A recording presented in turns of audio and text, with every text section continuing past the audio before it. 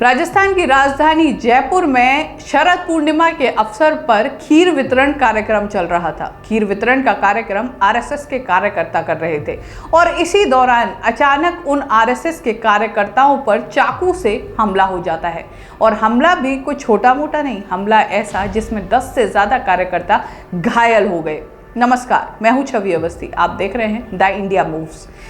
जयपुर में ये घटना घटित हुई, आधी रात का ये मामला है और जैसे ही ये घटना घटित हुई मानिए सियासी भूचाल आ गया, क्योंकि सरकार है भाजपा की और खुद मुख्यमंत्री भजनलाल शर्मा हैं।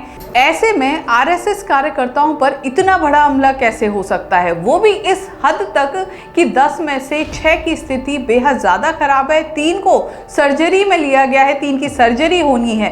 चाकू से किसी के गले पे वार किया गया तो किसी के पेट पे वार किया, लेकिन पुलिस पे खबर कैसे थी? पुलिस को कैसे जानकारी नहीं लगी कि इतनी बड़ी घटना हो सकती है?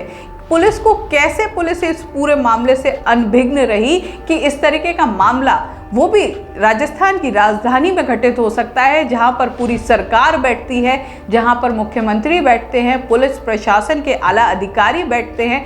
ऐसे में जयपुर पुलिस पर भी कई सवाल खड़े हो रहे हैं। मुख्यमंत्री की कानून व्यवस्था को लेकर सवाल खड़े हो रहे हैं। अब सबसे बड़ी बात यह है कि इस पूरे मसले की जिम्मेदारी कौन लेगा, क्योंकि देखिए भाजपा की सरकार है, मुख्यमंत्री भजनलाल शर्मा है। अब ऐसे में आरएसएस के कार्यकर्ताओं पर हमला होना और वो भी इस तरीके से हमला होना कि उसमें इतने बड़े संख्या में कार्यकर्ता घायल हो जाते हैं, उसके बाद सवाल खड़े होना तो लाजमी है। जैसे ही घटना घटित हुई, कई बड़े नेता वहां पहुंच गए। कई बड़े नेताओं ने उन कार्यकर्ताओं से मुलाकात की, उन्हें अस्पताल ले जाया गया, अस्पताल में जाके मुलाकात की। अस्पताल में कुशल क्षेम जानी, अरुण चतुर्वेदी वहां पहुंचे, राज्यवर्धन राठौड़ पहुंचे, गोपाल शर्मा पहुंचे। लेकिन इन सब के बाद कहीं ना कहीं वो सवाल अभी भी वैसा का वैसा बना है कि आखिर राजस्थान में भाजपा की सरकार होते हुए आरएसएस कार्यकर्ताओं पर इतना बड़ा हमला कैसे हो सकता है? चूक कहां पर हुई है? चूक किस हद से हुई है?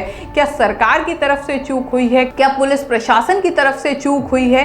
क्योंकि इसमें कटघरे में एक तरफ सरकार भी खड़ी हो रही है, मुख्यमंत्री भी खड़े हो रहे हैं और जयपुर पुलिस भी खड़ी हो रही है, क्योंकि बीते कुछ समय में जयपुर में इस तरीके के मामले बढ़े हैं। जब से भाजपा की सरकार आई है, कई मामले सामने आए हैं और अब जो मामला सामने आया है, क्योंकि ये आरएसएस कार्यकर्ताओं से जुड़ा है, तो इसके बाद कहा तो ये भी जा रहा है कि ये मामला अब यहाँ थमने वाला नहीं है, ये मामला दूर तलक जाने वाला है। क्योंकि देखिए 10 आरएसएस कार्यकर्ता यहाँ पर घायल हुए हैं। अब इसकी जिम्मेदारी कौन लेता है?